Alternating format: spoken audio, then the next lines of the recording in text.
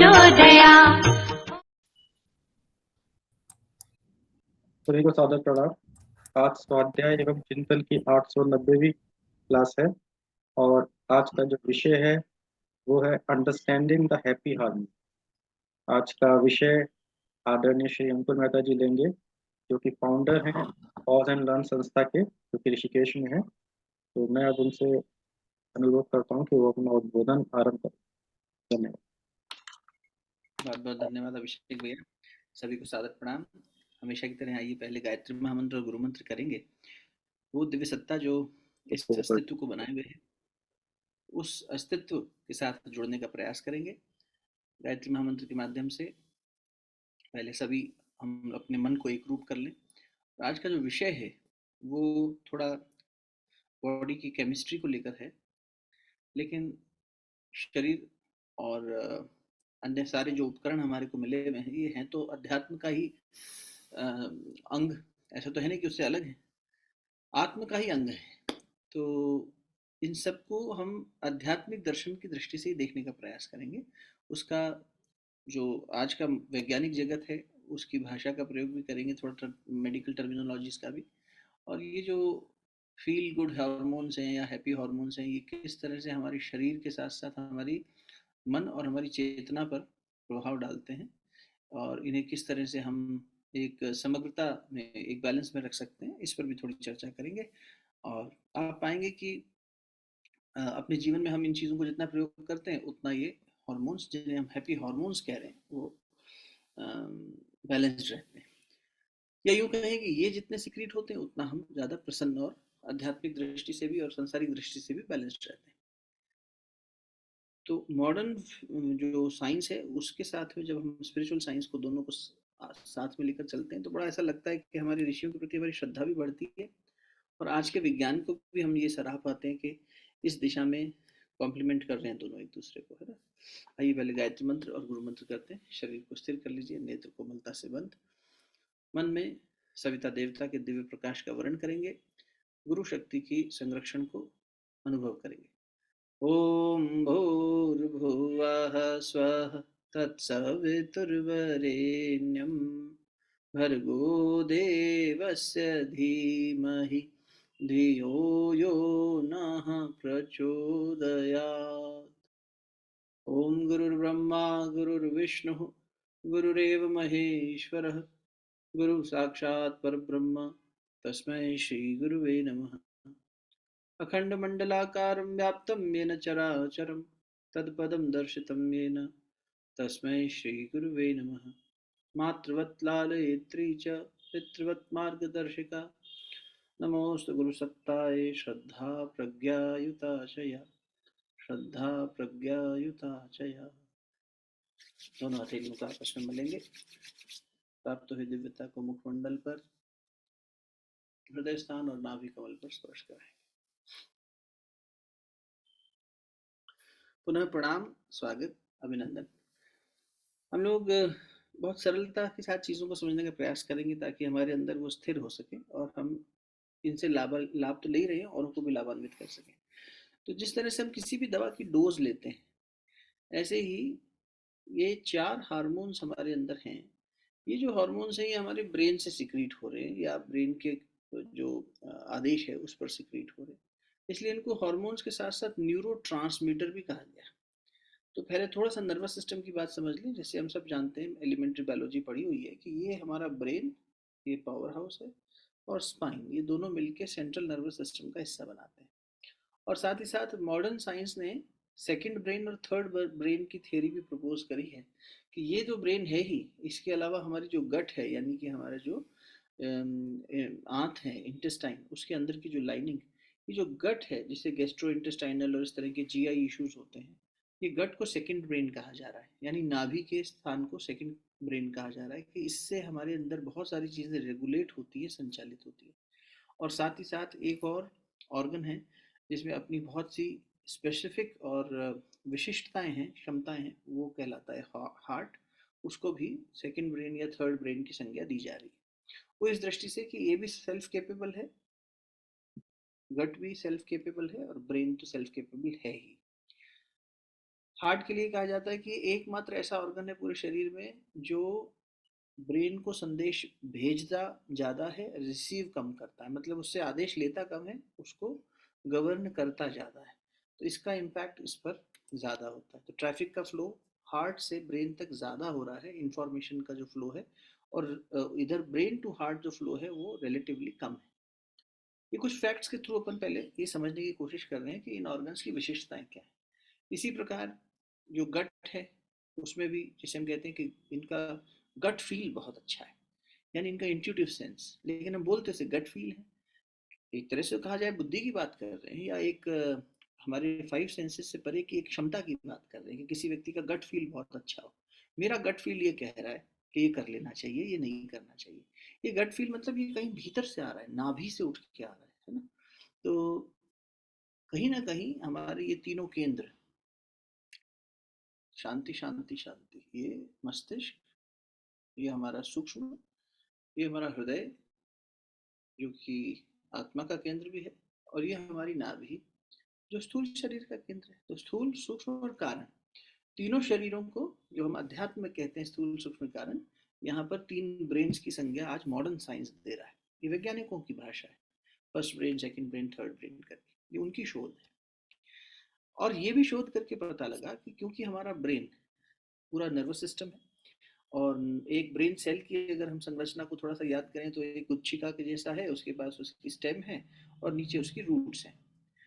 और ऐसे एक ब्रेन सेल के बाद दूसरा, दूसरी बार तीसरा, और ऐसे अनंत ट्रिलियंस ऑफ सेल्स आपस में जुड़े हुए हैं। अब ये जो ब्रेन सेल्स हैं जो एक दूसरे से इंफॉर्मेशन को ले रहे और दे रहे हैं, अभी जो इतना सरल दिखाई दे रहा है, अंदर काफी डिकोडिंग चल रही होगी इस समय भी। मैंने हाथ उठाया, बोला, कुछ प्रोसेस कर रहा है ब्रेन, आप सुन रहे हैं, आपके शरीर में कोई हलचल हो रही है, ये सारी इंफॉर्मेशन, जहाँ हम बैठे हैं, टेम्परेचर, स्पर्श इत्यादि सब हमारा ब्रेन प्रोसेस कर रहा है right at this point in time. ये जो प्रोसेसिंग हो रही है और उससे रिलेटेड इंफॉर्मेशन का ट्रैवलिंग हो रहा है, वो एक ब्रेन सेल से दूसरे ब्रेन सेल में जिन ट्रांसमिशंस जो हो रही हैं, ये ट्रांसमिट हो रहा है ना, यहाँ से इंफॉर्मेशन ट्रांसमिट होगी। तो एक से दूसरे, जैसे वो बैटन रेस होती है ना, तो एक व्यक्ति दौड़ा, उसने बैटन पकड़ाया, फिर दूसरा दौड़ा, तो वो इंफॉर्मेशन एक से दूसरे में पहुंचाने का जो काम करने वाले ट्रांसमीटर्स हैं, उनको अंग्रेजी में कह दिया न्यूरो ट्रांसमीटर्स, है ना, क्योंकि नर्वस सिस्टम से रिलेटेड है। अब ये जो ट्रांसमीटर है, ये वास्तव में है तो केमिस्ट्री, केमिकल्स, विज्ञान ये कह रहा है, बायोलॉजी ये कह रहा है कि पूरा शरीर क्या बोलिए केमिकल्स का बना हुआ है, केमिस्ट्री है ये। और इस केमिस्ट्री में केमिकल्स के रूप में ये न्यूरोट्रांसमीटर्स दो ब्रेन सेल्स के बीच में उत्पन्न होते हैं, एक इंफॉर्मेशन को आगे बढ़ाते हैं और फिर डिसअपियर हो जाते हैं, या तो डिसअपियर।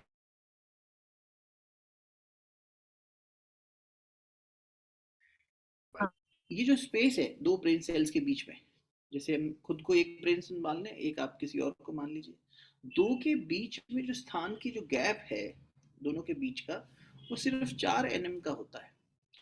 और 4 nm का मतलब हुआ हमारा जो, इसका अंदाजा आप लगा सकते हैं कितना सूक्ष्म होता है ये, फिर भी ये स्थूल शरीर का हिस्सा है पर इतना माइक्रोस्कोपिक है। तो यदि हम अपने बाल की मोटाई देखें तो एक एवरेज इंसान का बाल 7500 nm का होता है। तो 7500 का तो बाल है, और ये है सिर्फ 4 4 nm की स्पेस, कौन सी, दो ब्रेन सेल्स के बीच में। उसके बीच में इंफॉर्मेशन का एक्सचेंज करने के लिए और इंफॉर्मेशन को आगे बढ़ाने के लिए जो केमिकल इंपॉर्टेंट है, उसे वैज्ञानिक न्यूरो कहते हैं। अब इतनी बायोलॉजी हम क्यों पढ़ रहे हैं? इसलिए पढ़ रहे हैं कि ये न्यूरो अनेक प्रकार के होते हैं, और उसमें भी 4 विशिष्ट प्रकार के ट्रांसमीटर्स, जिन्हें हॉर्मोन्स की संज्ञा भी दी गई है। जैसे हमारी जो ग्रंथियां हैं, अंतःस्रावी ग्रंथियां, एंडोक्राइन ग्लैंड्स, वो थायराइड हो गई, ये अपनी पेंक्रियाज हो गए, हमारी थाइमस ग्लैंड हो गई, पीनियल ग्लैंड हो गई, पिट्यूटरी ग्लैंड हो गई, ये गोनेड्स हो गए, एड्रिनल ग्लैंड्स हो गई। ये सारी ग्लैंड जो हैं, जो गुरुदेव कहते थे कि एक तरह से हमारा सौर मंडल है जिसमें नवग्रह हैं और सूर्य है। नाभि तुम्हारा सूर्य है, हीलिंग की भाषा में उसे सोलर प्लेक्सस भी कहा जाता है। नाभि से ये उत्पन्न भी हुई है, हमारा भीतर का सूर्य है, बाहर का सूर्य, यथ पिंडे तत् ब्रह्मांड। और 9 अंतःस्रावी ग्रंथियां हैं, इंडोक्राइन ग्लैंड्स। पिट्यूटरी पीनियल यहाँ हो गई 2, एक थायराइड 3, एक थाइमस 4। फिर उसके बाद नीचे पेट में चले तो इंसुलिन सिक्रीट करने वाले पेंक्रियास 5, दो एड्रिनल जो किडनी के ऊपर हैं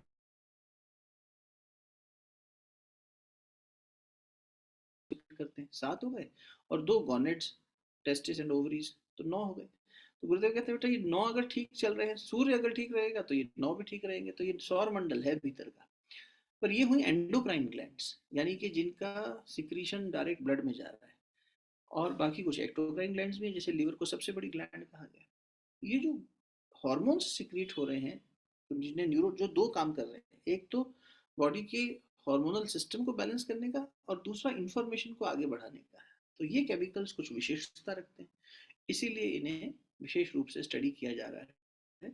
और इनमें भी 4 हार्मोन्स को जब पढ़ के समझा गया इतनी स्टडी के बाद, तो पाया गया कि ये 4 तो बहुत ही महत्वपूर्ण हैं, जिनके बारे में अब मैं आपको थोड़ा सा प्रस्ताव रखूंगा आपके सामने। इनको याद करने का और समझने का बड़ा सिंपल तरीका है, DOSE, डोज। हम दवाई की डोज लेते हैं, हम चाहे एलोपैथी खाएं, चाहे होम्योपैथी खाएं, चाहे हम अपनी जो दैनिक अपना भोजन है वो भी एक डोज है हमारे शरीर के लिए, दूध इत्यादि पीते हैं वो भी एक डोज है। हर चीज़ एक डोज है। कुछ लोगों को कॉफ़ी की डोज चाहिए, चाय की डोज चाहिए, किसी को सिगरेट की डोज चाहिए, किसी को शराब की डोज चाहिए। हर आदमी ने अपनी अपनी व्यवस्था बना रखी। शरीर में भी ये डोज जो रेगुलर हमें फील गुड करा सके, उस डोज के लिए आज हम साथ बैठे हैं कि ये डोज हमने ली कि नहीं। ये डोज है, उन 4 हार्मोन्स का नाम क्या है, न्यूरोट्रांसमीटर्स का नाम क्या है, और ये डोज अगर कम ज़्यादा हो जाए तो ब्रेन की फंक्शनैलिटी पे फ़र्क पड़ता है, हमारे साइकोलॉजी पे फ़र्क पड़ता है, हमारे मूड पे फ़र्क पड़ता है, हमारे शरीर की प्रतिरोधक क्षमता पे फ़र्क पड़ता है, हमारी हार्ट रेट पे फ़र्क पड़ता है, हमारी स्लीप पे फ़र्क पड़ता है, हमारी भूख पे फ़र्क पड़ता है, हमारे मूड स्विंग्स पे फ़र्क पड़ता है। तो इतना सारा फर्क पड़ रहा है, हमारी पाचन तंत्र पे फर्क पड़ रहा है, तो फिर सब कुछ तो इम्पैक्ट हो गया इससे। फिर इसका मतलब सर्कुलेशन से लेकर डाइजेशन तक, एक्सक्रीशन तक, सब पे फर्क आ रहा है, नींद पे फर्क आ रहा है, हमारे मन की जो है एक तरह से मन कितना हैप्पी है या सैड है, इस सब पे फर्क आ रहा है। तो ये जो हॉर्मोन्स है या जिन्हें केमिकल मैसेंजर्स कहा जा रहा है, ये जब ब्लड में आते हैं तो ये अलग अलग ऑर्गन्स और टिश्यूज के ऊपर इस तरह का असर डालते हैं, इसीलिए इन्हें जानना ज़रूरी है। और जब ये सही मात्रा में होते हैं तो इन्हें हम क्या कहते हैं, feel good hormones. Feel good, ये हमें फील गुड कराते हैं या हैप्पी फील कराते हैं। तो बहुत सारे जो हॉर्मोन्स हैं उनकी कैटेगरीज में से 4 निकाले गए जो कि फील गुड हार्मोन है, जिन्हें कह दिया डी, यानी डोपामिन। डोपामिन, डोपामिन, अब ये तो इनका बायोलॉजिकल नेम है इसलिए इसी से समझना पड़ेगा। डोपामिन, DOPAMIN, डोपामाइन भी कह देते हैं कई जगह पे। दूसरा है ओ से ऑक्सीटोसिन, ऑक्सीटोसिन, OXYTOCIN, ऑक्सीटोसिन। तीसरा है dopamine, oxytocin, serotonin, serotonin, SEROTONIN, serotonin. और चौथा है एंडोर्फिन, ENDORPHIN, एंडोर्फिन। तो dose, dopamine, oxytocin, serotonin, endorphin. अब इनको थोड़ा सा समझ लेते हैं, फिर ये देख लेते हैं कि ये किस तरह से सक्रिय रूप से, बैलेंस रूप से हमारे शरीर में इनका सिक्रीशन हो सकता है और होता रहता है, और जब नहीं होता है तो किस तरह की समस्याएं होती हैं। तो ये समझ में आने से, यदि आपको पीछे की श्रृंखला, क्योंकि आप लोग निरंतर रहे हैं, आपने देखा होगा कि हम लोगों ने डिप्रेशन, एंग्जाइटी, स्ट्रेस, इस पे एक लंबी श्रृंखला करी, कुछ प्रयोग भी देखे, मुद्रा का विज्ञान देखा, बंद का प्रयोग करने का देखा, मंत्र के प्रयोग के बारे में असर उसका समझा। आज इन न्यूरो के माध्यम से अगर हम देखें तो वहाँ भी वही बात है, आज मनुष्य के जीवन में जो परेशानियां हैं वो अगर अपने हैप्पी हॉर्मोन्स की डोज को ठीक कर ले तो उसका ये सारा ठीक रहेगा। बॉडी में इन्फ्लेमेशन कितना हो रहा है, बॉडी थक कितनी रही है, वियर एंड टीयर कितना हो रहा है, एजिंग कितनी फास्ट हो रही है। कुछ लोग बहुत जल्दी बूढ़े होते चले जाते हैं, बड़े थके हुए दिखाई देते हैं। कुछ लोग बहुत आयु की अवस्था में बड़े होने के बाद भी चमक दमक ऊर्जा सब कुछ उनकी बनी रहती है। तो एंटी एजिंग जिसे अपन कहते हैं, ये सब इन हॉर्मोन्स के नतीजे के रूप में देखा जा रहा है। तो एक एक करके समझ लेते हैं और फिर जो प्रश्नोत्तर होंगे, जिज्ञासाएं होंगी, उनको देते हैं। डोपामिन हार्मोन जो है, सबसे पहले उसी पे बात करते हैं क्योंकि उसी से पहली डोज का वो शुरू हो रहा है। डोपामिन जो है ना, वो एक तरह से अगर आप सिंपल भाषा में कहें तो ये रिवॉर्ड हार्मोन है। रिवॉर्ड हार्मोन, जैसे जब आपने कुछ अच्छा किया और आपको किसी ने अप्रिशिएट किया, या आपको खुद को अप्रिशिएटिव लगा, है ना? यदि मतलब एज गुड एज, जैसे कोई बच्चा कुछ लिखना सीख रहा है, कुछ बोलना सीख रहा है, या कोई गृहिणी है वो अपनी रसोई में कोई नया नया पकवान बनाना सीख रही है, आप कोई नए सब्जेक्ट पे पढ़ रहे हैं, आप कोई नया इनिशिएटिव ले रहे हैं, और आपको एक सेल्फ रिवॉर्डिंग लगता है। कई बार, बहुत बार हमें लगता है कि यस आई हैव, जो मैंने सोचा था वो बहुत अच्छे से हुआ, ये नया हमने कुछ करके देखा। या कोई दूसरा व्यक्ति कहे कि भाई आप पर ये सूट कर रहा है, आपका ये वही हुई बात हमें अच्छी लगी, हमें लाभकारी लगी। तो ऐसा कुछ भी जो आपको एक रिवॉर्डिंग फील करवाए, उसे डोपामिन हार्मोन उससे सिक्रीट होता है। जब भी हम किसी रिवॉर्डिंग मोड में होते हैं तो ये सिक्रीट होने लग जाता है। और ये जैसे जैसे सिक्रीट होता है, मतलब एज स्मॉल एज, आप ये देखिए कि जैसे मान लीजिए हमने मुंह धोया, है ना, ठंडे पानी से फ्रेश, तो भी ये डोपामिन सिक्रीट होता है। जब हमें फ्रेश फील हो रहा है, फील गुड हो रहा है ना वो, तो ऐसा कोई भी एक्शन जब डोपामिन हमारे शरीर में प्रोड्यूस हो सके, वो होने पर हमें अच्छा लगता है। इट्स अ रिवॉर्डिंग हार्मोन, एक सरल शब्द इसके लिए यही है। और रिवॉर्ड मतलब एप्रिसिएशन जब मिलेगा, रिवॉर्ड जब मिलेगा, चाहे खुद से हम खुद को रिवॉर्ड एंड अप्रिशिएट करें, चाहे कोई दूसरा करे, है ना। ये क्या करता है, जब ये शरीर में अच्छी मात्रा में होता है तो व्यक्ति की सीखने की क्षमता अच्छी हो जाती है, लर्निंग अच्छी हो जाती है, उसका अटेंशन स्पैन अच्छा होगा। चाहे छोटा बच्चा हो, चाहे बुजुर्ग हो, चाहे निरक्षर हो, चाहे पढ़ा लिखा हो, उस व्यक्ति के जीवन में लर्निंग तो हो ही रही है। अटेंशन स्पैन तो चाहिए ही उसको, हमें सड़क भी क्रॉस करनी है तो अटेंशन चाहिए। लेकिन अगर डोपामिन का लेवल कम होने लगता है तो व्यक्ति की सीखने की क्षमताएं कम हो जाती हैं, अटेंशन कम हो जाती है, मूड खराब रहने लगता है, उसके शारीरिक मूवमेंट्स में उसको इन्फ्लेमेशन यानी दर्द आने लग जाता है, वेयर एंड टेयर बॉडी का बढ़ जाता है, हार्ट रेट को ये मॉनिटर करता है। डोपामिन अगर अच्छी मात्रा में होगा, हार्ट रेट इजी चलेगी, किडनी अच्छा काम करेगी, जो ब्लड वेसल्स हैं हमारी उनका फंक्शन अच्छा चलेगा, नींद अच्छी आएगी, पेन को प्रोसेस जो करता है हमारा पूरा ये नर्वस सिस्टम, वो प्रोसेसिंग अच्छे से हो पाएगी। और एक बहुत अच्छा कार्य डोपामिन करता है वो है, जो गर्भवती महिलाएं हैं जब वो माँ बनती हैं, तो जो लैक्टेशन प्रोसेस है वो सब चीज़ें डोपामिन मदद करता है उसमें। तो एक फील गुड हार्मोन है, the moment I feel good. ये सब चीज़ें वैसे देखा जाए तो बिल्कुल सरल सी बात, हम कह सकते हैं कि हम जब प्रसन्न हैं, हमें अच्छा लग रहा है, तो हमें दर्द कम महसूस होता है, हमारा हार्ट रेट अच्छा रहता है, हमारे हमें सीखने का मन करता है, हमारा अटेंशन अच्छा होता है। यही अगर मैं डरा हुआ हूँ, फील गुड ना कर रहा हूँ, तो मेरे को सीखने का मन नहीं करेगा, एंजाइटी या डिप्रेशन जैसी फीलिंग है। तो इसका मतलब इन दोनों को रिवर्स किया जा सकता है ना। मैं अगर परेशान हूँ, उदास हूँ, मेरा मूड ठीक नहीं है, मेरा शरीर थका हुआ है, अगर मुझे डोपामिन की डोज दे दी जाए कुछ क्रियाओं द्वारा, जो हमारी यौगिक क्रियाएं हैं, इवन खुल के हंसना, लाफ्टर, है ना, जैसे कई बार होता है ना वो लाफ्टर योगा और इस तरह की चीजें, ये सब मदद करती हैं जिससे कि, और भोजन में भी बहुत सारी ऐसी चीजें हैं जैसे डोपामिन सिक्रीट करने के लिए फलों में बड़ा अच्छा है। केले का जो वो है, वैसे तो मतलब नॉन वेजिटेरियन फूड भी हैं, लेकिन वेजिटेरियन फूड में हम देखें तो डेयरी प्रोडक्ट हो गए, कद्दू हो गया, कद्दू में बहुत ऐसा है, तिल में बहुत ऐसा कुछ है जो डोपामिन को सिक्रीट करने में मदद करता है, केले में पोटेशियम जो है वो मदद करता है। तो इस तरह के भोजन से, इस तरह के अपने जीवन के अभ्यास से हम ये इंश्योर करते हैं कि हमारे शरीर में ये न्यूरोट्रांसमीटर ठीक काम कर रहा है। और प्लीज़ ये बात को याद रखिएगा कि more than a hormone, it is a transmitter. तो प्रोसेस हमारा नर्वस सिस्टम उन ट्रांसमीटर्स की मदद से ही कर रहा है।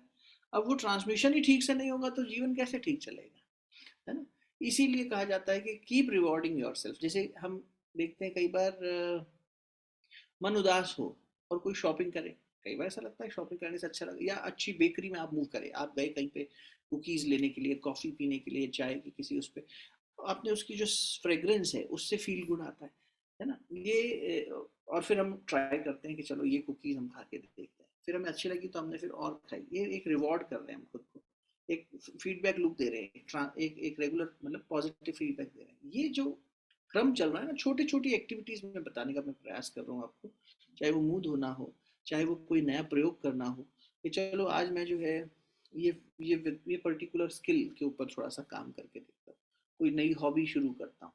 मुझे याद है ने मामा जी एक बार कह रहे थे कि हाँ कुछ नया सीखना, संगीत है या कुछ है, तो एज भले ही कई बार हमें लोग हेजिटेट करते हैं, बहुत सारी चीज़ें करते हैं, लेकिन जब हमें सीखने की लग, अब सीखने की लगन, इसका मतलब डोपामिन बायोलॉजिकली अगर उसे कहेंगे तो कहेंगे कि आपके डोपामिन ने आपको सहायक सिद्ध हुआ और आपकी सीखने की लगन से वो और सिक्रीट हुआ। So it's a two way mutual cooperative complementive relationship.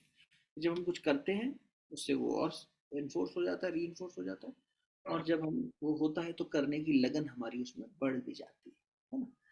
Dopamine पे मैं संक्षेप में चारों के बारे में बता देता हूँ, फिर हम देख लेंगे कि इसकी क्रियाएं कैसे हमारे शरीर को हम क्या करें अभी। इसमें डोपामिन कवर कर रहे हैं। हाँ जी। आदमी खुश कैसे रहे। अच्छा, राधे श्याम मामा जी कुछ कह रहे हैं, प्रणाम प्रणाम मामा जी।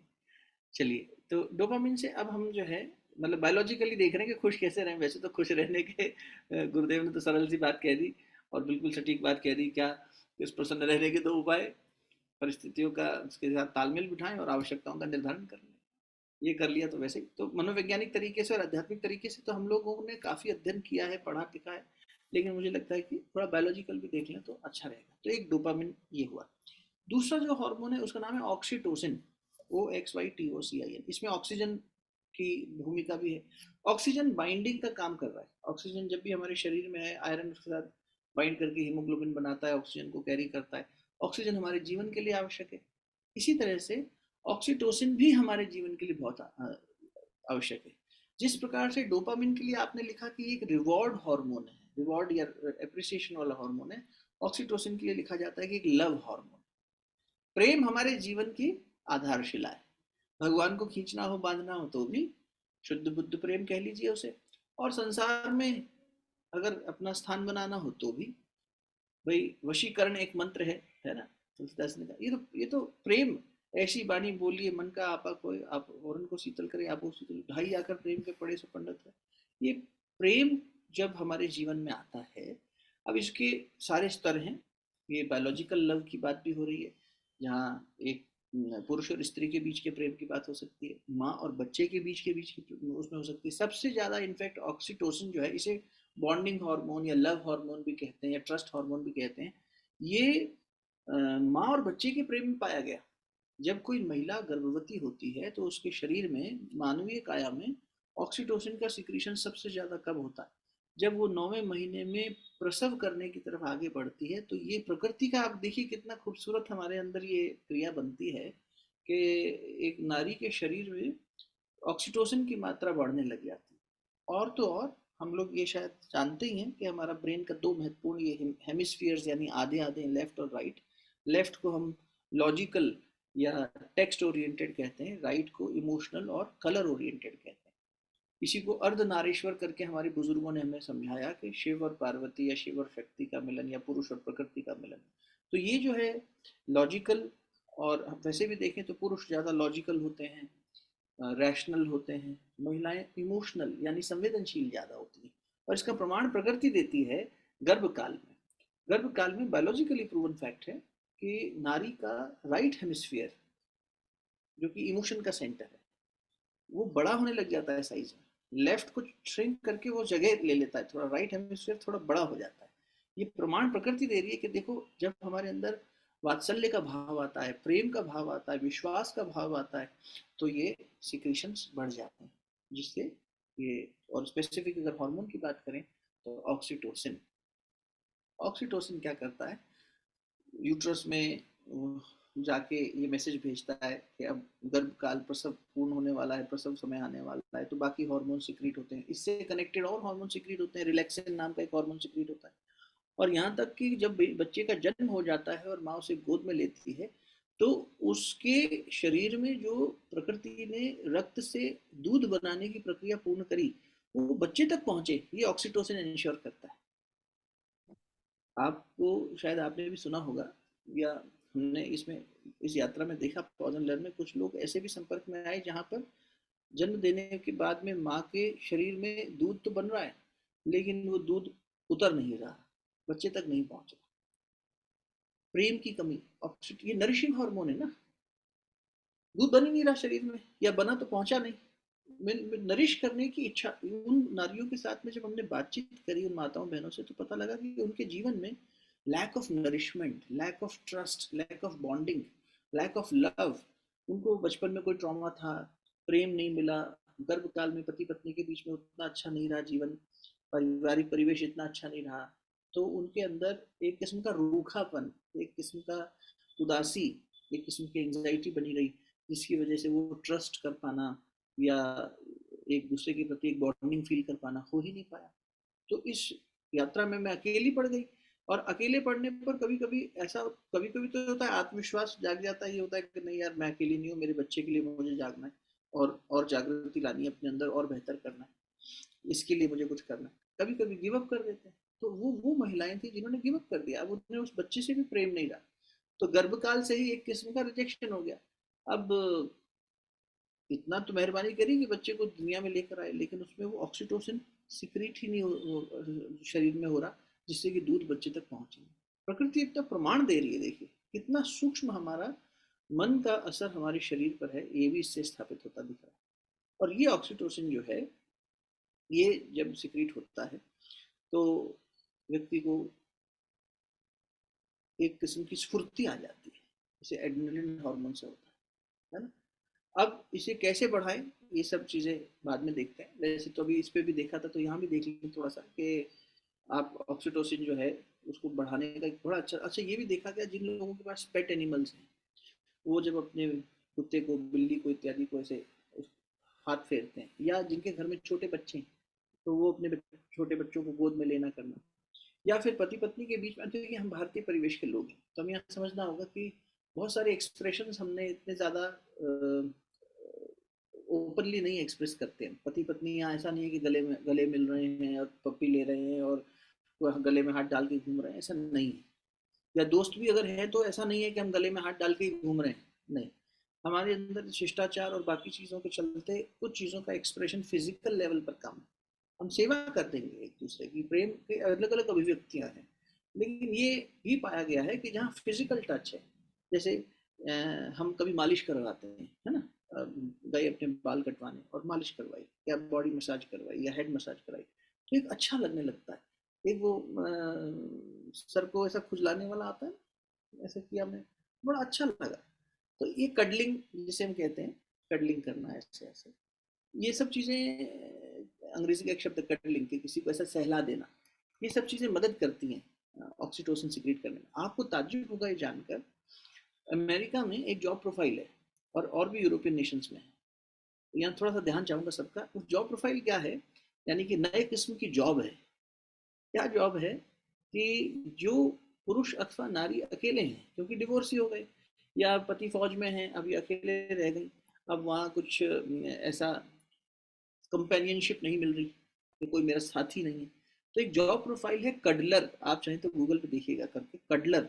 कडलर यानी कोई आके आपको सहला जाए, और वो जो व्यक्ति आएगा उसकी जॉब प्रोफाइल इतनी ज़्यादा यूनिकली डिजाइंड होती है कि एक तो वो किसी से शारीरिक संबंध नहीं बना सकता, वो कडलिंग करेगा तो बिल्कुल ऐसे जैसे मान लीजिए मैं अपने पति या पत्नी के साथ कंधे पे सर पे हाथ रख कंधे पे सर रख के बैठा हूँ और वो मेरे बाल सहला रही हैं, या मैं उन्हें सहला रहा हूँ, इस तरह से होता है ना पति पत्नी या प्रेमी प्रेमिका, वैसे वहाँ जॉब प्रोफाइल है। लोग इतना अकेले हो गए हैं कि कडलिंग करवाने के लिए कडलर बुलाया जाता है घर पे, उसको बड़ी कीमत दी जाती है।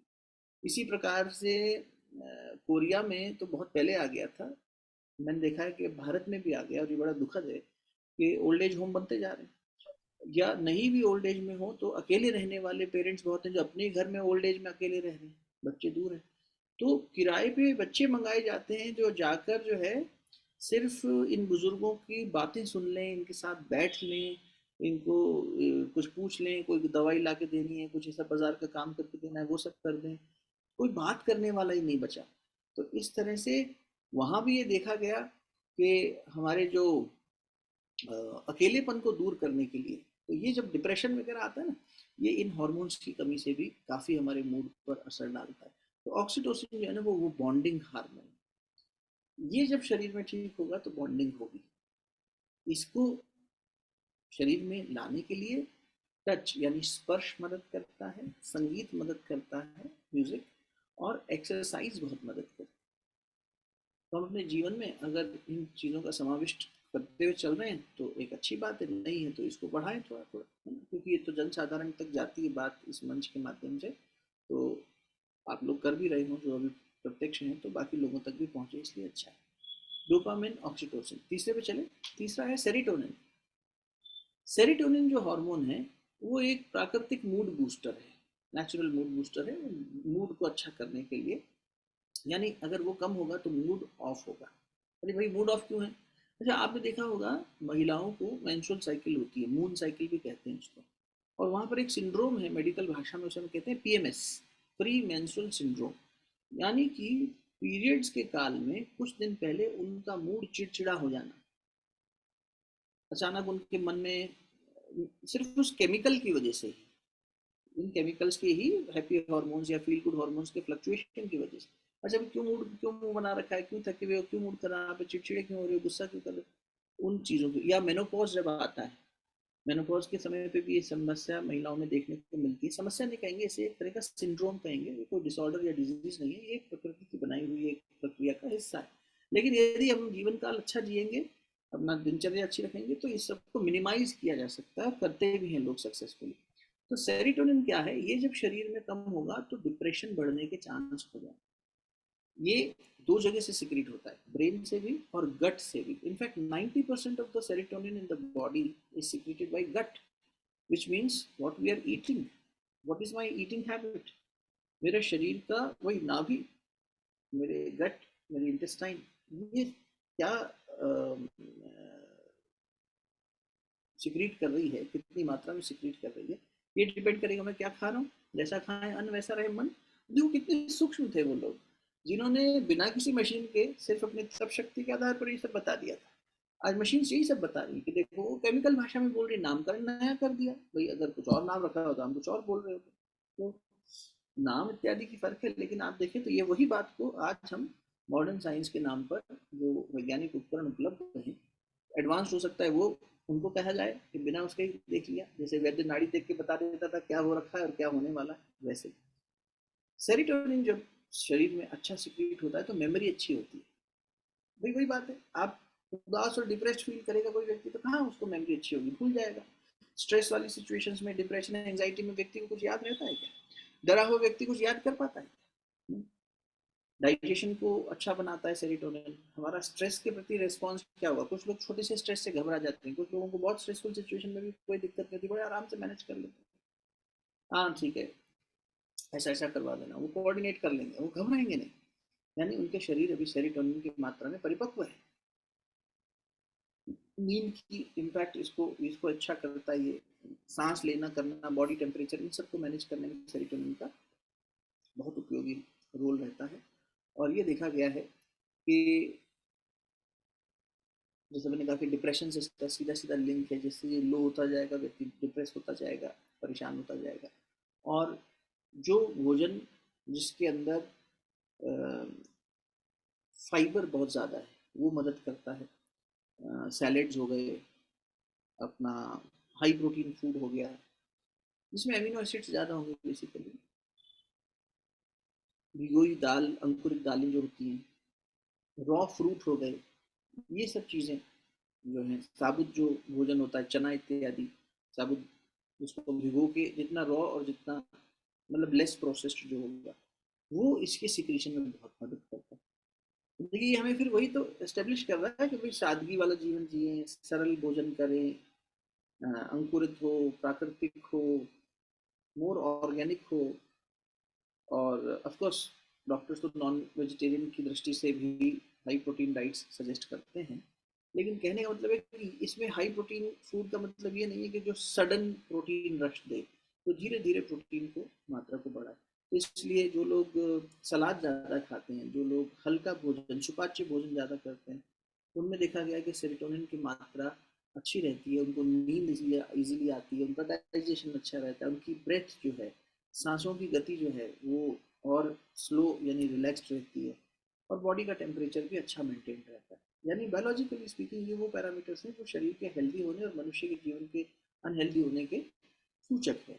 तो सेरोटोनिन इन चीज़ों के, भोजन के इस तरह के बदलाव से हमारे अंदर हम सिक्रीट करवा सकते हैं। और सेरोटोनिन एक्सरसाइज से भी बड़ा अच्छा सिक्रीट होता है, तो क्योंकि ये मूड बूस्टर है। जब हम कुछ एक्सरसाइज करते हैं, जब हम कुछ ऐसा शारीरिक श्रम करते हैं, उससे भी हमारा मूड अच्छा होता है। गुरुदेव की बात मैं आपके सामने कई बार रख चुका हूँ, जब उन्होंने कहा कि जो लोग शारीरिक श्रम ज़्यादा करते हैं वो मानसिक, और जो मानसिक श्रम बहुत ज़्यादा करते हैं वो शारीरिक श्रम जरूर करें प्रतिदिन। एक जगह बैठे बैठे मानसिक श्रम कर रहे हैं तो शारीरिक श्रम भी हो, वो जब होगा तो ये सेरोटोनिन की मात्रा सिक्रीट होने लगेगी। तो जब ये सिक्रीट होगा तो डिप्रेशन अगर आ भी रहा है, किसी बात से चिंता है, परेशानी है, जीवन उथल पुथल है, ठीक बात है, तो उस संघर्ष में भी व्यक्ति संभला रहेगा, केमिकली भी संभला रहेगा। अध्यात्म तो है ही अपनी जगह, गुरु सत्ता, भगवान सत्ता, मंत्र की शक्ति, श्रद्धा शक्ति, वो भाव शक्ति की तो अभी मतलब बात ही नहीं कर रहे। अगर हम सिर्फ स्थूल शरीर के आधार पर बात कर लें तो भी हम अपने जीवन में परिपक्वता ला सकते हैं। कितनी सुंदर बात विज्ञान हमें समझा रहा है। और आध्यात्मिक लोगों ने शरीर, मन, आत्मा तीनों की बता के एकदम हमारे सामने जीवन जीने की कला बता दी हमें। इसी प्रकार चौथा है जिसे कहते हैं एंडोर्फिन। एंडोर्फिन आपको दर्द को दूर करने वाली दवाई। देखिए, मेडिकल साइंस की भाषा में एक टर्म यूज की जाती है that your brain is a pharmacy. ये ब्रेन एक दवाई की दुकान है, इसके पास हर बीमारी का इलाज है। और दूसरी मजे की बात, ब्रेन में यहाँ एक बैरियर लगा होता है पीछे, ब्रेन बैरियर, ये बायोलॉजिकल भाषा में कहते हैं ब्रेन बैरियर। वो किसी भी दवा को ब्रेन में नहीं पहुंचने देता। आज तक कोई भी दवा ऐसी नहीं बनी है जो मनुष्य के ब्रेन में पहुंच सके। No chemical has ever been created. अब ये ड्रोन टेक्नोलॉजी का, नैनो टेक्नोलॉजी का यूज करके कोशिश कर रहे हैं कि ब्रेन में किसी तरह पहुंच जाए, लेकिन हो नहीं रहा है। इन्हीं डोपामिन की कमी से, इन्हीं ऑक्सीटोसिन की कमी से, डोपामिन कम होने से ब्रेन के अंदर प्रोसेसिंग वीक होती है। तो पार्किंसन की जो बीमारी है वो डोपामिन में देखी गई। छोटे बच्चों में ऑटिज्म नाम की एक बीमारी है। दीज आर न्यूरोलॉजिकल डिसऑर्डर्स, आपको पता होगा। तो जैसे ऑटो इम्यून डिसऑर्डर्स होते हैं, लाइफस्टाइल डिसऑर्डर्स होते हैं, ऐसी एक कैटेगरी है न्यूरोलॉजिकल डिसऑर्डर्स। ये नर्वस सिस्टम से ट्रिगर हो रहे हैं। तो हमारे नर्वस सेल्स में ये ट्रांसमीटर्स जो चारों जिनकी हम बात कर रहे हैं, ऑटिज्म में डोपामिन कम हो जाता है, पार्किंसन में डोपामिन और सेरोटोनिन दोनों कम हो जाते हैं। तो इनके डाउनफॉल से ये सब चीज़ें भी आने लग जाती हैं। एक बीमारी होती है मल्टीपल स्क्लेरोसिस, यानी कि शरीर में एक मैसेज कन्वे किया ब्रेन ने, जैसे इस तार से मैसेज आया और बिजली का बल्ब जलना चाहिए था, हमने बटन ऑन किया तो बिजली तो आ रही थी, तार भी कनेक्टेड थी, लेकिन बल्ब 60 वाट का था और बिजली आई सिर्फ 20 वाट की। अरे ऐसा क्या हुआ? तो बीच में कहीं तार खराब हो गई होगी जो हमें दिखाई नहीं दे रही। ऐसे ही जो तारे हैं, जो नर्व्स हमारी हैं, ये नर्व्स के ऊपर एक शीट होती है, माइलिन शीट, जैसे प्लास्टिक की शीट होती है ना कॉपर वायर के ऊपर, वैसे वो माइलिन। अब वो प्लास्टिक की वो अगर कवर कट जाए तो बिजली का झटका आएगा या स्पार्क डिस्चार्ज होगा वहां से, तो पूरा करंट दौड़ेगा ही नहीं। कई बार वो वायर कनेक्शन वीक हो जाता है तो हमारे बल्ब नहीं जलते, हम उसको होल्डर को टाइट करते हैं, ठीक से जल उठते हैं। ये माइलिन शीट कम होने लग जाती है जब ये न्यूरोट्रांसमीटर ऑक्सीटोसिन कम हो जाता है। तो ये सारा अब विज्ञान बता रहा है कि हमारे ब्रेन का नर्वस सिस्टम देख लीजिए, चाहे हमारे मन और शरीर का जो एक तालमेल है ना, इसको केमिकली इस तरह से समझाया जा रहा है। इसलिए कुछ गतिविधियां अपने जीवनचर्या में अगर व्यक्ति रख लेता है, जैसे भोजन की भी बात हुई, एक्सरसाइज इत्यादि की बात हुई, लाफ्टर योगा की बात हुई, कुछ ऐसा जो हमारे अंदर के इस जड़ता का नाश करे और हमें सहजता में जीने के लिए प्रेरित करे, हमारा समय से सोना, समय से जागना इत्यादि, तो ये अपने आप होने लग जाते हैं। जीवन में फिर इतनी परेशानी आती नहीं। जब हम ऐसा जिसे कहते हैं ना सेडेंट्री लाइफस्टाइल, वैसा जीने लग जाते हैं तब दिक्कत हो जाती है, सेडेंट्री हो गया। तो एंडोर्फिन को भी पूरा करते हैं पहले। एंडोर्फिन वो हार्मोन है जिसे हम कहते हैं कि ये ब्रेन का नेचुरल पेन रिलीवर है। पेन रिलीवर है ये, जो दवा खा के हम ठीक करते हैं खुद को कि सर दर्द हो रहा है, कमर दर्द हो रहा है, चलो यार बॉडी एक है, दवा खा ली, चलो सर्दी जुकाम हो गया, दवा खा ली। वास्तव में तो विशेष रूप से पेन अगर है तो endorphin can be secreted by the brain. अब हो क्या रहा है, क्योंकि ब्रेन ऑलरेडी इतना ज़्यादा टैक्स्ड हो गया है, एक तरह से इतनी टैक्सिंग सिचुएशंस आ गई हैं उसके लिए, वो एंग्जाइटी में भी है, सब कुछ है, उसको इतना सब संभालना पड़ रहा है, उसकी कैपेसिटी कम होती जा रही है क्योंकि बाकी न्यूरोट्रांसमीटर्स जो हैं वो भी वीक हो गए, तो एंडोर्फिन उतनी मात्रा में सीक्रेट ही नहीं होता। आपको एक मज़ेदार बात बताते हैं, ये थोड़ा प्रेगनेंसी से रिलेटेड है, क्योंकि नारी के शरीर में काफ़ी परिवर्तन इन 4 हार्मोन्स के देखे जाते हैं, विशेष रूप से गर्भकाल। एक वैज्ञानिक हुए हैं, उनकी बुक भी है, ब्रिटिश वैज्ञानिक है। उनकी वैज्ञानिक मतलब पहले ज़रूरी नहीं था कि विज्ञान की पूरी पढ़ाई की जाए, जिसे केमिस्ट्री समझ में आती थी, बायोलॉजी समझ में आती थी, तो थे तो बेसिकली फार्मास्यूटिकल दुकान चलाते थे अपनी दवाई में। पर दवाई की दुकान चलाने के लिए भी फार्मेसी पढ़नी थी, तो उनको केमिकल की नॉलेज थी। उनका नाम हुआ डॉक्टर डिक रीड। उनकी लंदन में बहुत पॉश एरिया में, जहाँ रईस लोग रहा करते थे, वहाँ दवाइयों की दुकान थी। और अधिकतर ऐसा होता था कि लोग जानते हैं आसपास के, हाँ भाई दुकानदार को जानते हैं, दुकानदार ग्राहकों को जानता है। तो ऐसे ग्राहक, मिडवाइफ का जो कॉन्सेप्ट होता है ना, जो दाई माँ होती है, वो आया करते थे कि भाई हमारी तो मालकिन जो है उनकी होने वाली है डिलीवरी, तो आप जो है वो पेन किलर दे दीजिए क्योंकि लेबर पेन होगा। तो इस तरह से वो हमेशा इस बीच वर्ल्ड वॉर हो गया। जब वर्ल्ड वॉर हुआ तो उनकी जो ड्यूटी लगी, जहाँ टेंट्स वगैरह कैंप लगे थे, तो उन्हें पता लगा कि किसी गांव में ऐसी ऐसी डेवलपमेंट है और एक डिलीवरी होने वाली है। तो अपने से आउट ऑफ हिज सेवा भाव वो अपनी दवा लेके पहुंच गए। और जो मिडवाइफ थी उसको कहा, ये दवा। बोले किस बात की दवा? बोले अब इनकी डिलीवरी होगी कुछ दिनों में, तो इनको दर्द होगा। बोले लेबर पेन क्या चीज होती है, हमें तो पता ही नहीं, हमने कभी सुना ही नहीं, है ना।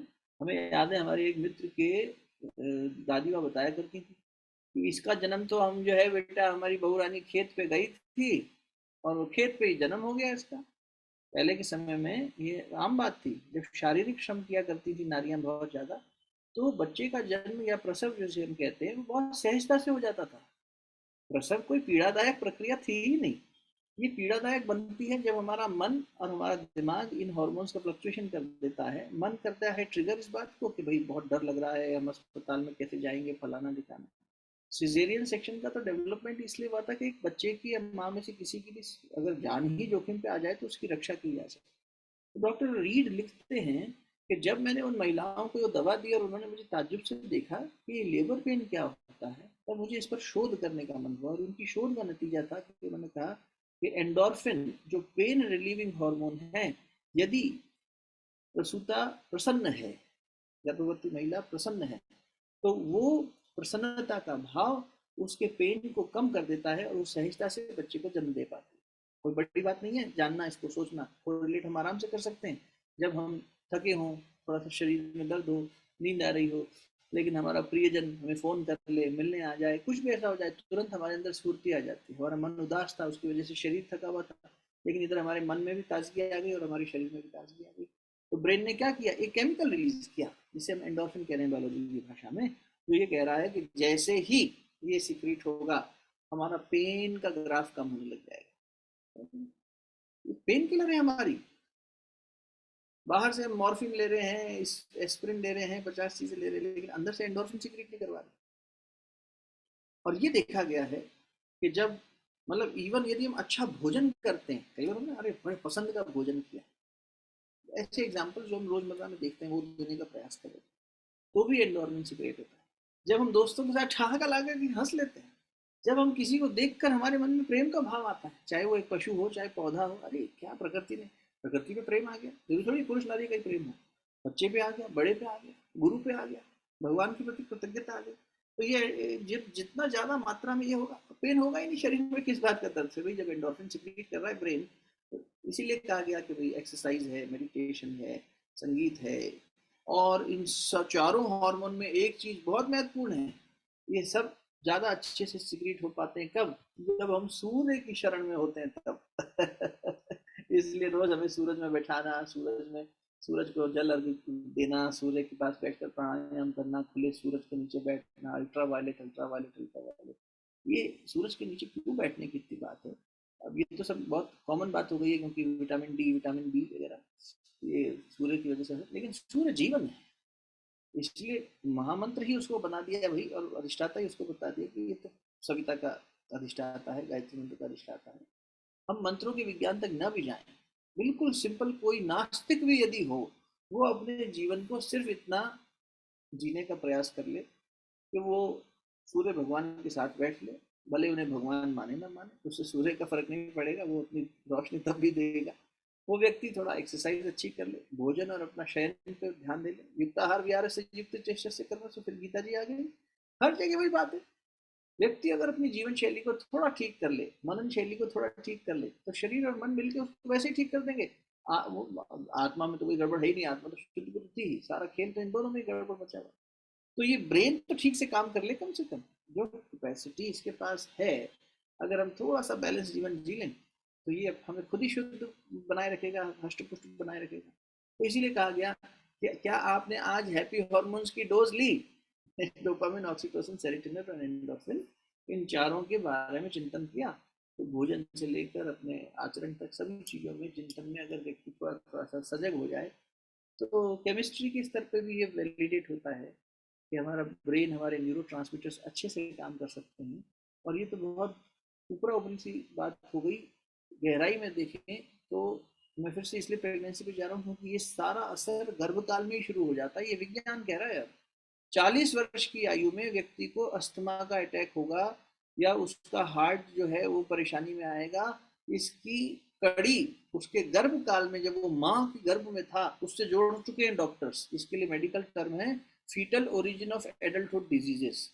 फीटल ओरिजिन, जब वो फीटस स्टेट में है अपनी माँ के गर्भ में, उस समय ओरिजिन पाया गया है एडल्टहुड डिजीजेस का। समझ रहे हैं आप? वो कितनी माल न्यूरिश्ड रह गई, किसने नरिशमेंट नहीं लिया, खाना ठीक से नहीं खाया, अपनी सेहत का ख्याल नहीं रखा, तो बच्चे पे वो असर, और वहां से लेकर उसकी साइकी का असर, उसके मन का असर, उसके इमोशंस का असर, उसके बच्चे को कितना जो है डेवलपमेंट देंगे, ये सारा गर्भकाल में ही तय हो गया था। देखिए, इसलिए उसको संस्कारित करना, उसको बैलेंस रखना, ये सारी बातें हमारे ऋषियों ने वहीं प्रतिपादित कर दी, पद्धतियां बना दी। इसकी संस्कार पद्धतियां क्या थी?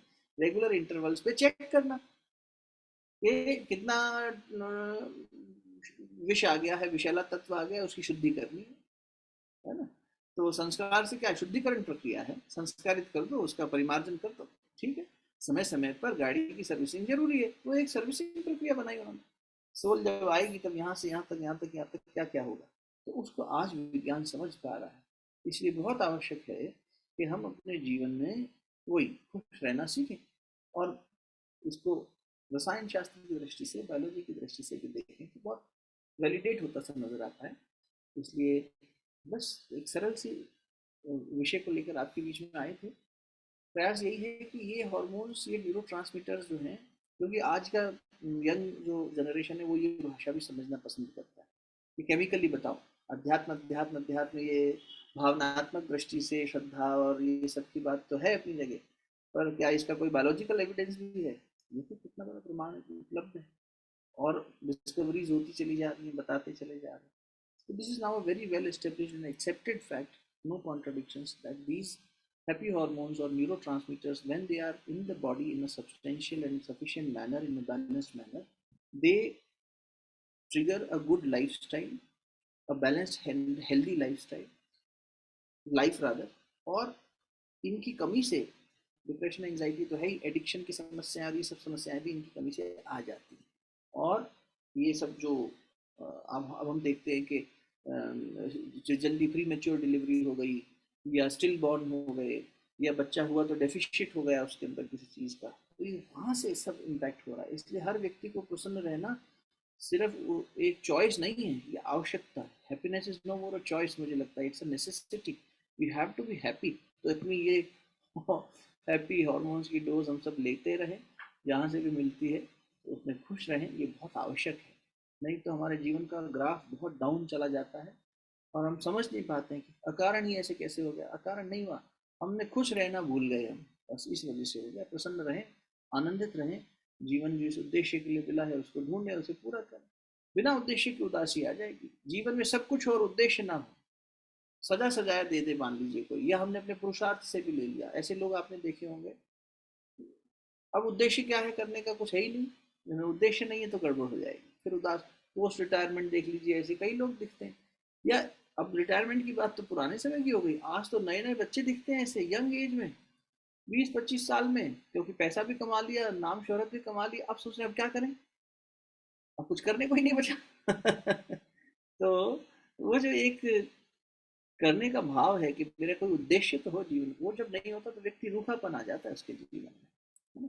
इसलिए उद्देश्य, गुरुदेव ने लिखा है, उद्देश्य बना रहे तो उत्साह बना रहता है, और वो उत्साह रहेगा तो आदमी प्रसन्न रह जाएगा, वो उसको आगे बढ़ने में सहायक सिद्ध हो जाएगा, है ना?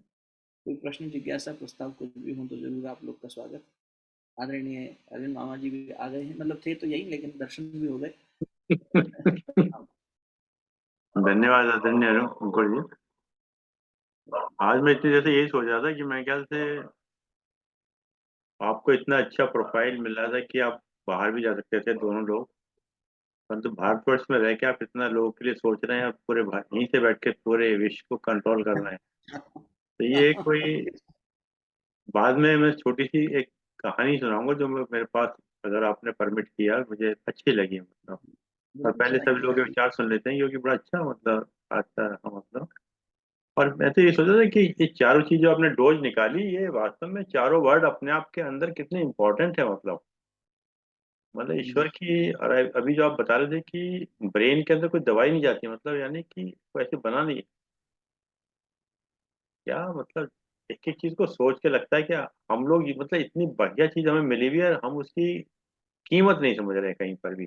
मतलब कोयले की तरह से हम कर रहे हैं, हमें चंदन के पेड़ मिले हुए हैं, जब जगह चंदन मिला हुआ है, परंतु हम उसका कोयला समझ के दिखा रहे हैं। हाँ, अपना हम उसमें मूल्य ही नहीं पहचान रहे हैं मूल्य नहीं हम पहचानते, तो मतलब कि हम क्या खा रहे हैं, क्या डाल रहे हैं अपने अंदर, कैसे कर रहे हैं, क्या चीज जरूरत है। हाँ, तो वास्तव में बहुत सुंदर बात है। बाद में खैर नैप साहब तो आपको धन्यवाद देंगे और किसी की जिज्ञासा पूरा कर सकते हैं।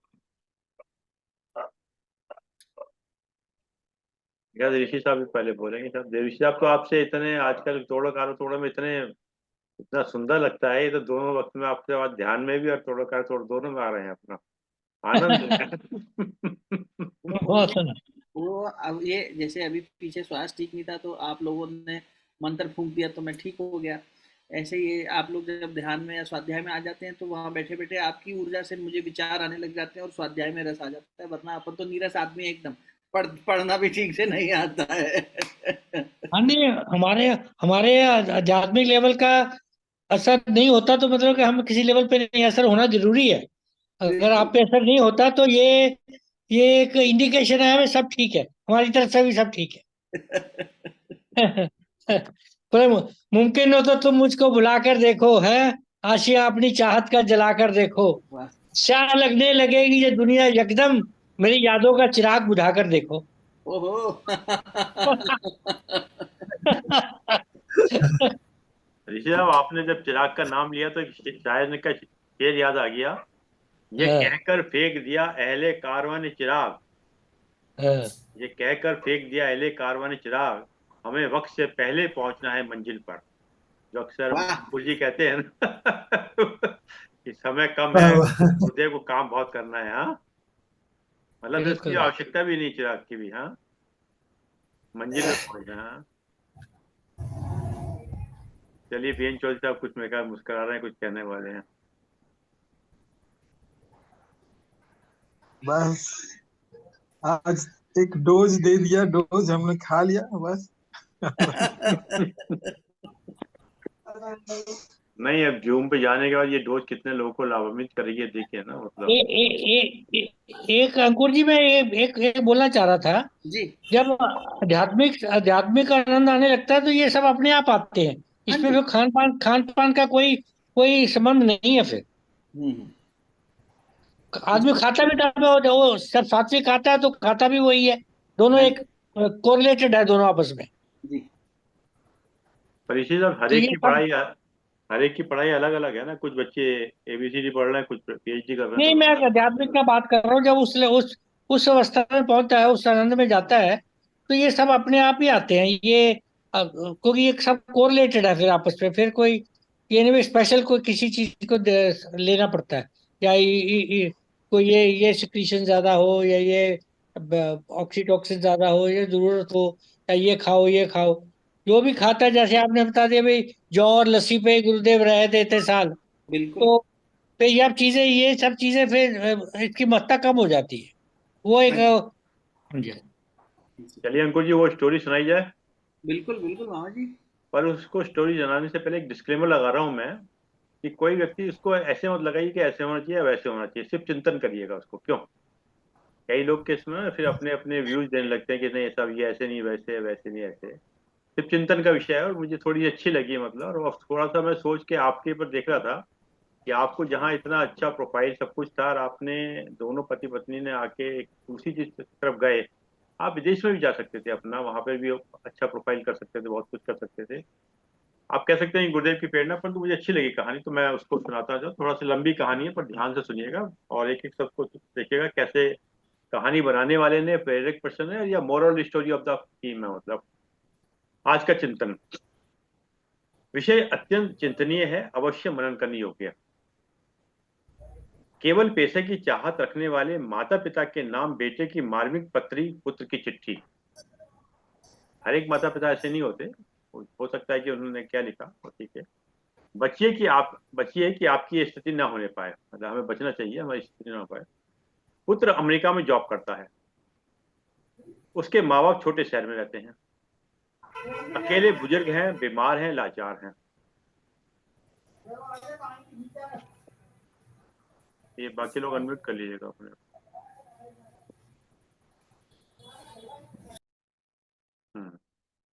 उसके माँ बाप छोटे शहर में रहते हैं, अकेले हैं, बुजुर्ग हैं, लाचार हैं। जहां पुत्र की आवश्यकता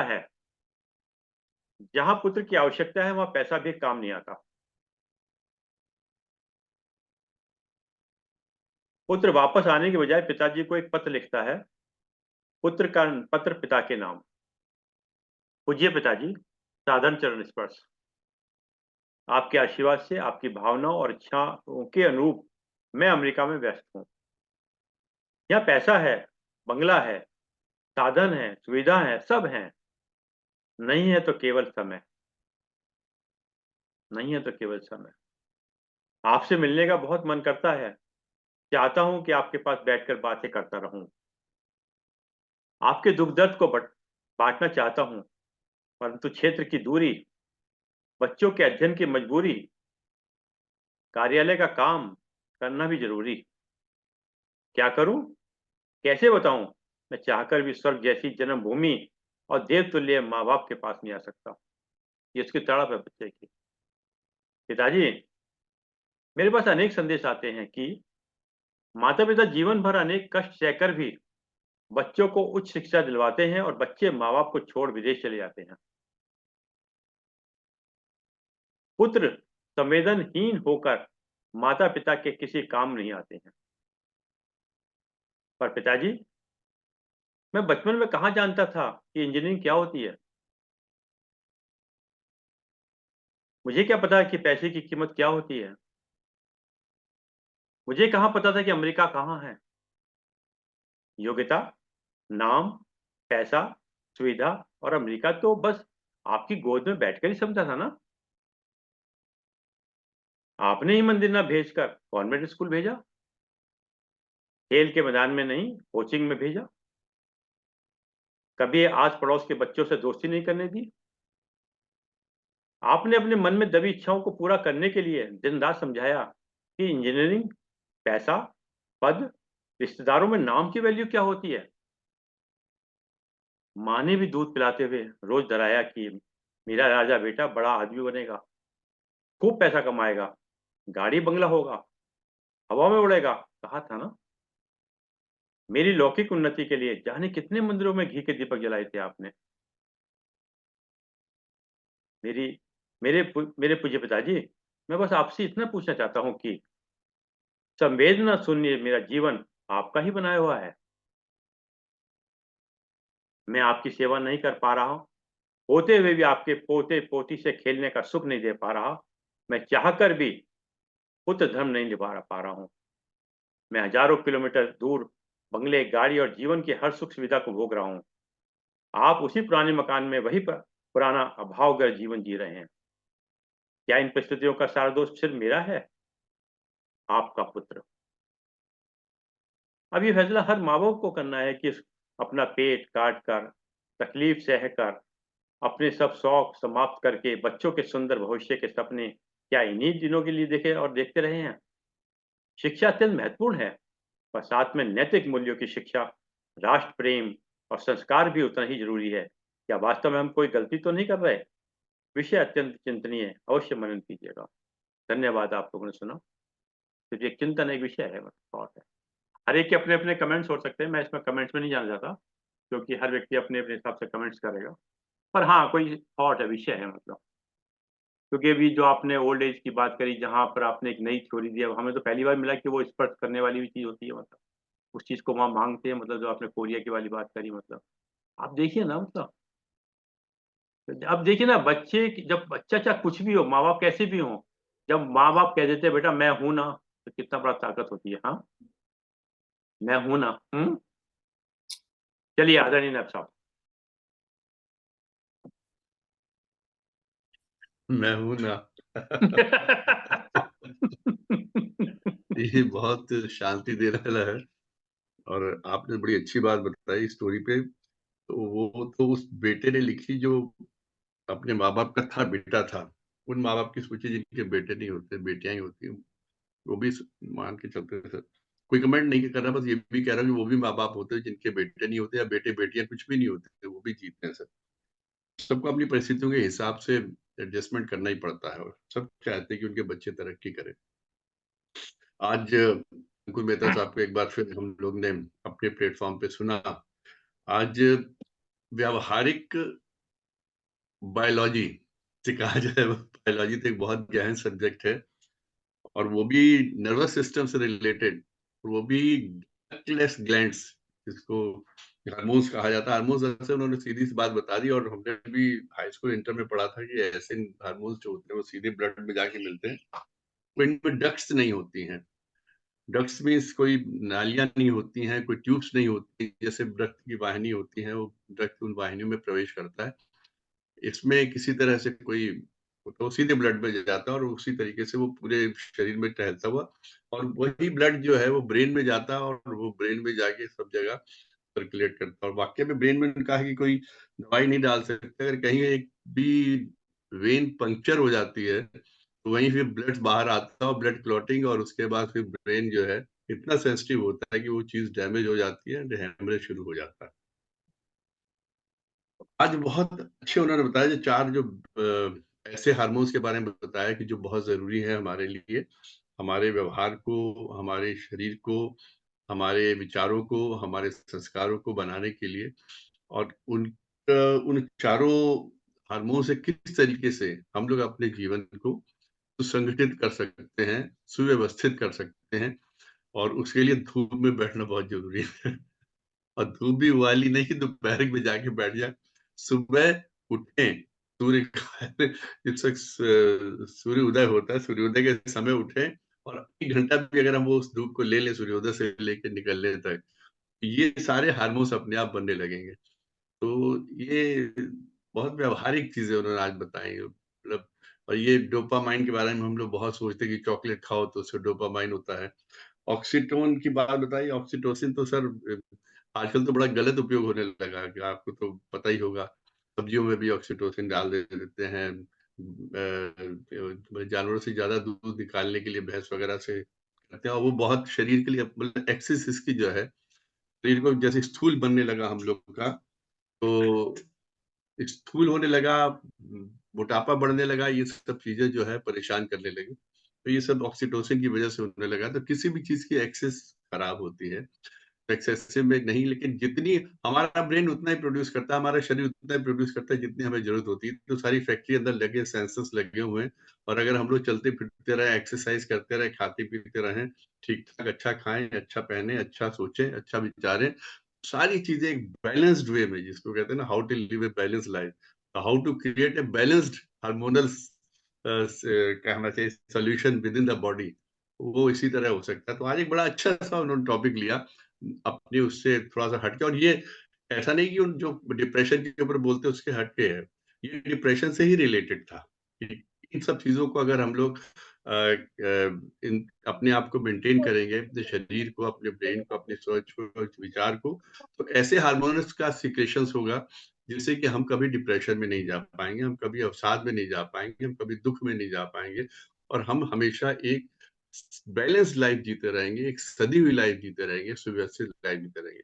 आज के आपने ये जो ज्ञान का एक दिया हम लोग को, बायोलॉजिकल ज्ञान भी कह लीजिए, व्यवहारिक ज्ञान भी कह लीजिए, और एक विचारों का भी ज्ञान और संस्कारों का भी ज्ञान, आपके इस ज्ञान, आपके इस उद्बोधन के लिए आपका बहुत बहुत धन्यवाद। धन्यवाद, बहुत धन्यवाद। धन्यवाद नेप साहब। ये अंकुर जी, क्यों पूछा, जैसा अभी नेप साहब ने कहा कि जब विटामिन डी लेते हैं हम जो अपना सुबह के वक्त की, तो ये चेहरे पे लेनी चाहिए या कमर के पीछे पीठ से लेनी चाहिए, मतलब थोड़ा सा इसमें जरा।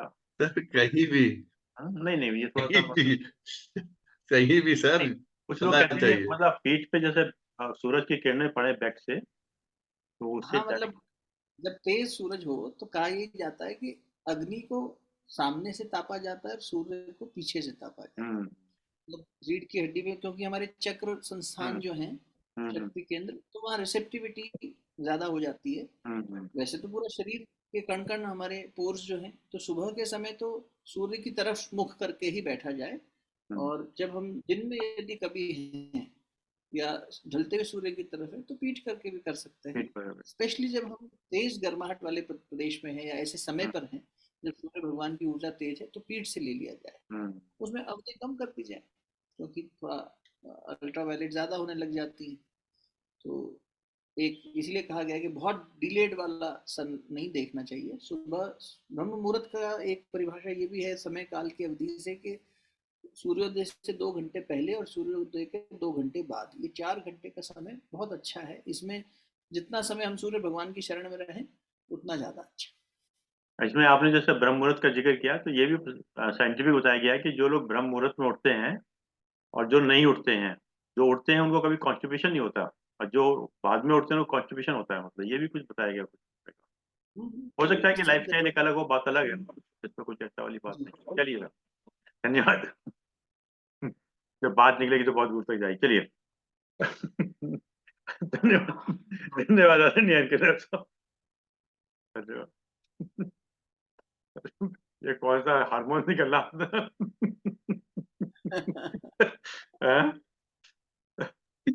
आप साउंड बंद आप ये डोपामाइन और सेरोटोनिन का ना एक कॉम्बिनेशन कर रहा है। साउंड बंद है। सबका दुख का मेन क्या हुआ साउंड कैसे कम हुआ?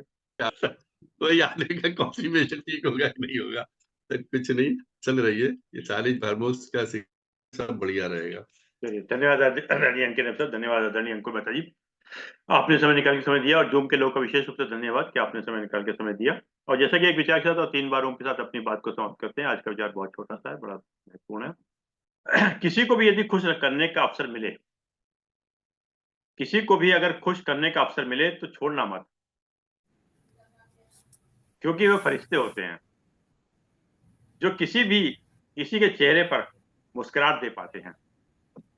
जैसे हमारे नैब साहब जो हैं, ये फरिश्ते वाले काम करते हैं हमेशा। फरिश्ते होते हैं जो किसी के चेहरे पर मुस्कुराहट दे पाते हैं। और सबसे बड़ी बात यह है कि इसमें आपका कुछ भी खर्च नहीं होता। जो गुरुदेव कहते हैं कीप स्माइलिंग ऑलवेज। आइए 3 बार का उच्चारण करते हैं। धन्यवाद।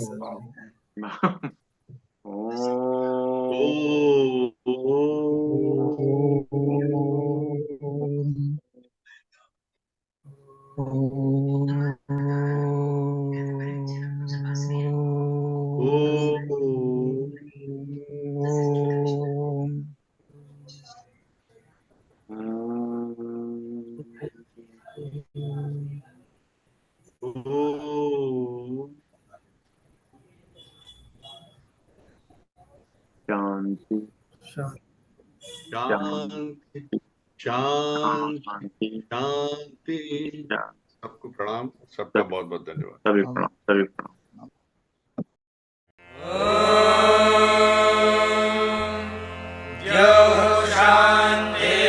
शान्तिरन्तरिक्षं शान्तिः पृथिवी शान्तिरापः शान्तिरोषधयः शान्तिः वनस्पतयः शान्तिर्विश्वे देवाः शान्तिर्ब्रह्म शान्तिः सर्वं शान्तिः शान्तिरेव शान्तिः सा